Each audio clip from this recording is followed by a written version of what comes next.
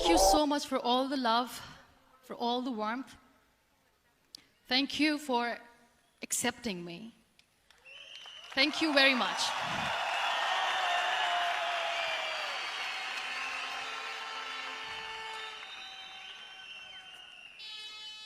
Well, I always start my talk with a disclaimer. And that disclaimer is that I've never claimed to be a motivational speaker. Yes, I do speak, but I feel more like a storyteller because wherever I go, I share a story with everyone. Well, it is a story of a woman whose perfectly imperfect life made her who and what she is today.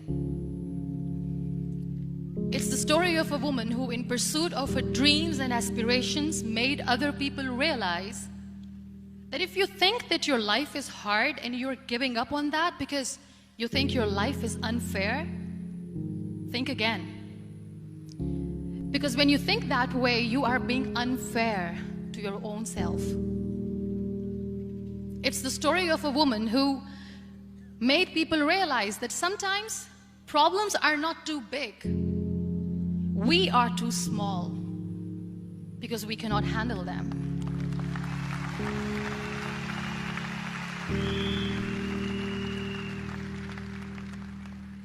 It is the story of a woman who with time realized that real happiness doesn't lie in success, money, fame. It lies within. Real happiness lies in gratitude.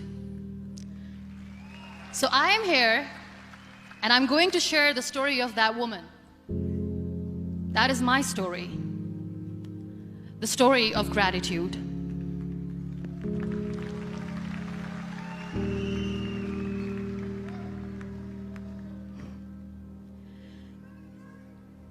I love you too. I love you all. I believe in the power of words. Many people speak before they think. But I know the value of words. The words can make you, break you, they can heal your soul, they can damage you forever. So I always try to use the positive words in my life wherever I go. They call it adversity, I call it opportunity. They call it weakness, I call it strength. They call me disabled, I call myself differently abled. They see my disability. They see my disability, I see my ability. There are some incidents that happen in your life, and those incidents are so strong that they change your DNA. Those incidents or accidents are so strong that they break you physically. They deform your body, but they transform your soul.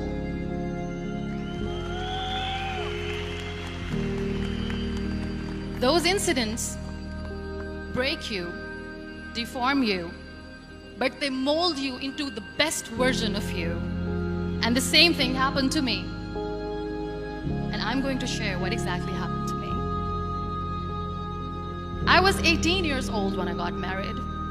And this thing I'm sharing for the very first time on an international level. I was 18 years old when I got married. I belonged to a very conservative family, a Baloch family, where good daughters never say no to their parents. My father wanted me to get married. And all I said was, if that makes you happy, I'll say yes. And of course, it was never a happy marriage. Just about after 2 years of getting married, about 9 years ago, I met a car accident.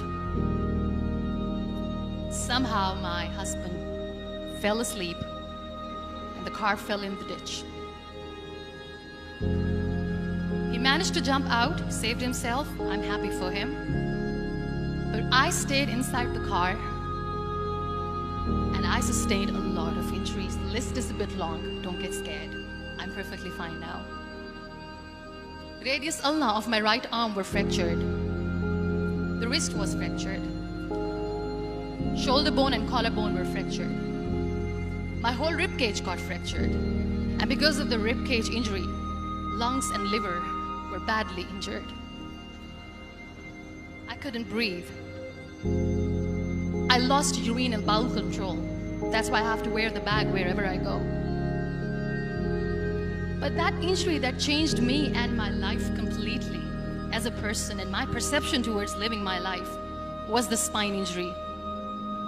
3 vertebrae of my backbone were completely crushed, and I got paralyzed for the rest of my life. So this accident took place in a far-flung area in the outskirts of a very small province, Balochistan, where there was no first aid, no hospital, no ambulance. I was in the middle of nowhere in that toppled car. Many people came to rescue. They gave me CPR. They dragged me out of the car. And while they were dragging me out, I got the complete transection of my spinal cord. And now there was this debate going on. Should we keep it here? She's going to die. Where should we go? There is no ambulance. There was this 4-wheeler Jeep standing in the corner of the street. They said, put her in the back of the Jeep and take her to the hospital, which is 3 hours away from this place. And I still remember that bumpy ride. I was all broken. They threw me at the back of the Jeep and they rushed me to the hospital. That is where I realized that my half body was fractured and half was paralyzed. I finally ended up in a hospital where I stayed for 2.5 months. I underwent multiple surgeries. Doctors have put a lot of titanium in my arm. There's a lot of titanium at my back to fix my back. That's why people in Pakistan call me the Iron Lady of Pakistan.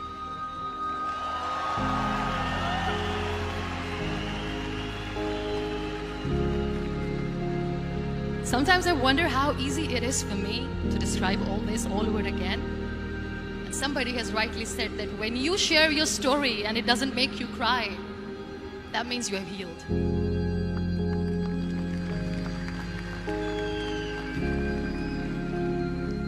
Those 2.5 months in the hospital were dreadful.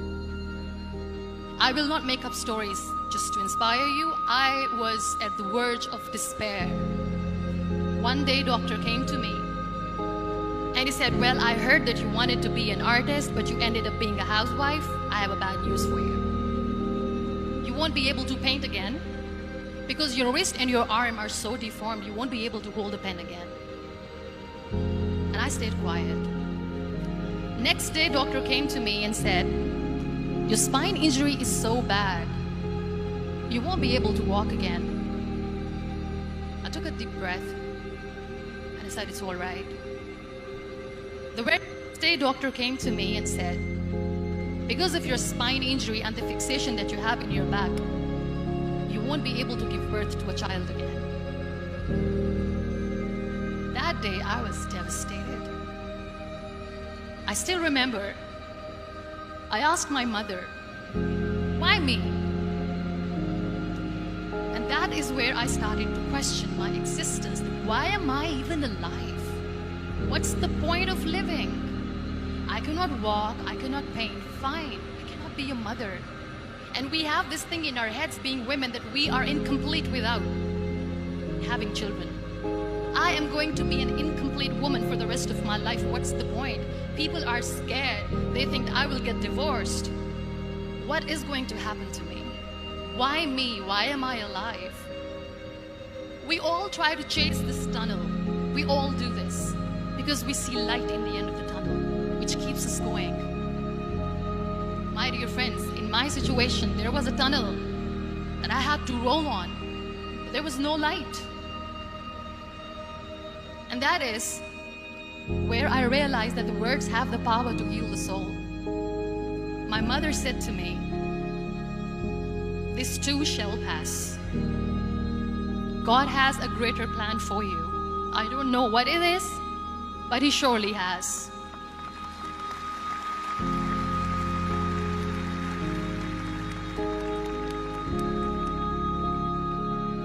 All that distress and grief, somehow or the other, those words were so magical that they kept me going. I was trying to put that smile on my face all the time, was hiding. It was so hard to hide the pain, which was there. But all I knew was that if I will give up, my mother and my brothers will give up too. I cannot see them crying with me. So what kept me going was, one day I asked my brothers, I know I have a deformed hand, but I'm tired of looking at these white walls in the hospital and wearing these white scrubs.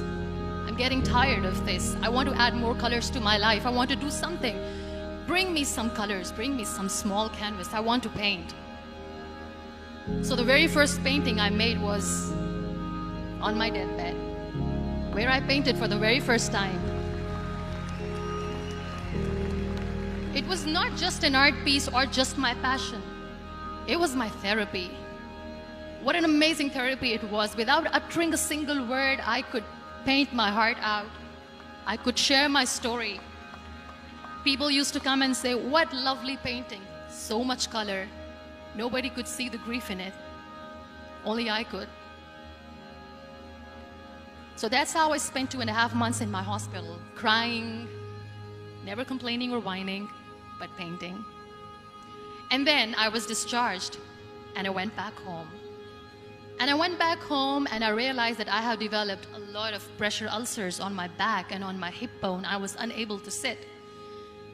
There were a lot of infections in my body, a lot of allergies. So doctors wanted me to lie down on the bed straight for not 6 months, for not 1 year, for 2 years. I was bedridden, confined in that one room, looking outside the window, listening to the birds chirping, and thinking maybe there will be a time when we'll be going out with the family and enjoying the nature. That was the time where I realized how lucky people are, but they don't realize. That is the time where I realized that the day I'm going to sit, I'm going to share this pain with everyone to make them realize how blessed they are, and they don't even consider them lucky. There are always turning points in your life. There was a rebirth day that I celebrated. After 2 years and 2.5 months, when I was able to sit on a wheelchair, that was the day when I had the rebirth. I was a completely different person. I still remember the day I sat on the wheelchair for the first time, knowing that I'm never going to leave this, knowing that I won't be able to walk for the rest of my life. I saw myself in the mirror and I talked to myself. And I still remember what I said. I cannot wait for a miracle to come and make me walk. I cannot sit in the corner of the room crying, cribbing, and begging for mercy because nobody has time. So I have to accept myself the way I am. The sooner the better. So I applied the lip color for the first time.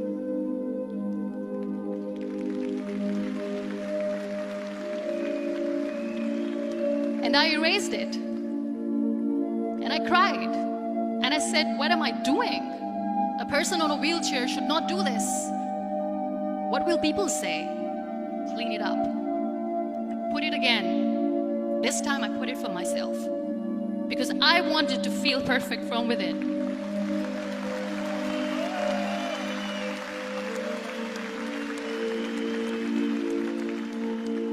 And that day I decided that I'm going to live life for myself. I am not going to be that perfect person for someone. I am just going to take this moment and I will make it perfect for myself. And you know how it all began? That day I decided that I'm going to fight my fears. We all have fears. Fear of unknown, fear of known, fear of losing people, fear of losing health, money. We want to excel in career, we want to become famous, we want to get money. We are scared all the time. So I wrote down one by one all those fears. And I decided that I'm going to overcome these fears one at a time. You know what was my biggest fear? Divorce. I couldn't stand this word. I was trying to cling on to this person who didn't want me anymore, but I said no. I have to make it work. But the day I decided that this is nothing but my fear, I liberated myself by setting him free. And I made myself emotionally so strong that the day I got the news that he's getting married, I sent him a text that But I'm so happy for you and I wish you all the best. And he knows that I pray for him today.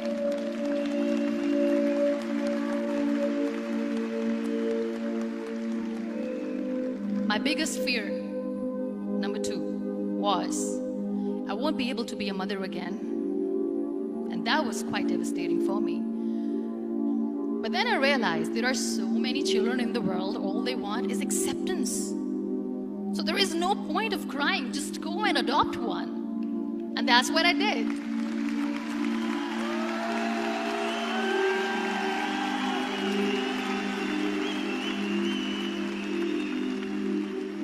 I gave my name in different organizations, different orphanages. I didn't mention that I'm on a wheelchair, dying to have a child. So I just told them that this is Muniba Mazari and she wants to adopt a boy or girl, whatsoever, but I want to adopt a kid. And I waited patiently. 2 years later, I got this call from a very small city in Pakistan. I got a call and they said, "Are you Muniba Mazari? There is a baby boy and would you like to adopt?" And when I say yes, I could literally feel the labor pain. I said, yes, yes, I am going to adopt him. I am coming to take him home.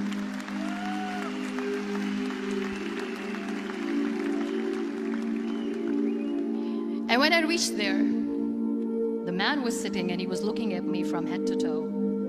And in back of my head, I kept thinking that, oh my God, he's going to say she's on the wheelchair, she doesn't deserve it. How is she going to take care of him? And I looked at him and I said, do not judge me because I'm on the wheelchair. But you know what he said? He said, I know you will be the best mother of this child. You both are lucky to have each other.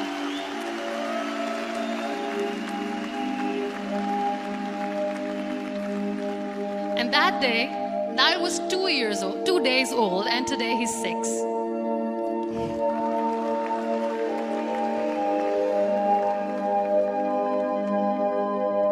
You'll be surprised to know another bigger fear that I had in me.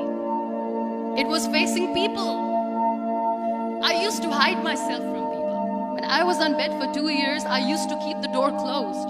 I used to pretend that I'm not going to meet anyone, tell them that I'm sleeping. You know why? Because I couldn't stand that sympathy that they had for me. They used to treat me like a patient. When I used to smile, they used to look at me and say that, you're smiling, are you okay? I was tired of this question being asked, are you sick? Well, a lady yesterday at the airport asked me, are you sick? And I said, well, besides the spinal cord injury, I'm fine, I guess.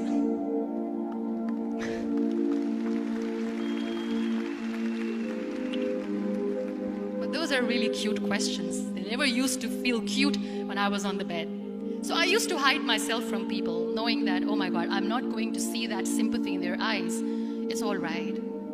And today I'm here speaking to all these amazing people because I have overcome the fear.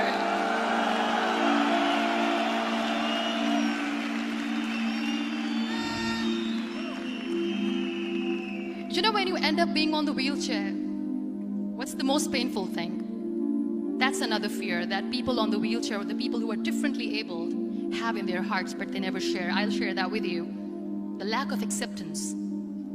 People think that they will not be accepted by the people because we, in the world of perfect people, are imperfects. So I decided that instead of starting an NGO for disability awareness, which I know will not help anyone, I started to appear more in public. I started to paint. I always wanted to. I have done a lot of exhibitions. I'm Pakistan's first wheelchair-bound artist. I have done a lot of modeling campaigns, different campaigns for brands like Tony and Guy.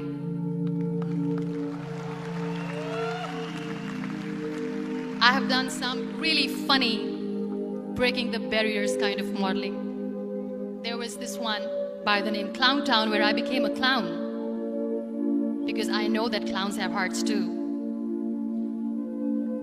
And then I also decided that if I really want to make the difference, I am not going to let people use me for their polio campaigns where they will make you a victim and an emblem of misery and mercy and will say that, you know what, give polio drops to your children or they'll become like this girl.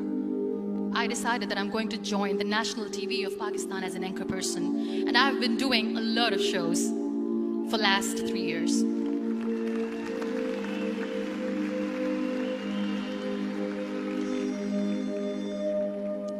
So when you accept yourself the way you are, the world recognizes you. It all starts from within. Thank you. I became the National Goodwill Ambassador for UN Women Pakistan, and now I speak for the rights of women, children. We talk about inclusion, diversity, gender equality, which is a must. I was featured in BBC 100 Women for 2015. I'm one of Forbes 30 under 30 for 2016. And it all didn't happen alone. You all are thriving in your careers. You have bigger dreams and aspirations in life. Always remember one thing. On the road to success, there is always we, not me.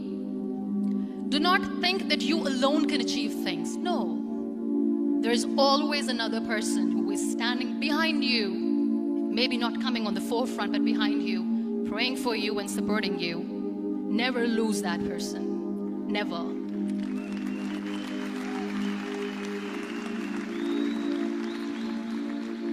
No matter how much I say that I couldn't find a hero, so I became one, I still want to recognize those 3 people in my life who literally changed my life completely, and every single day.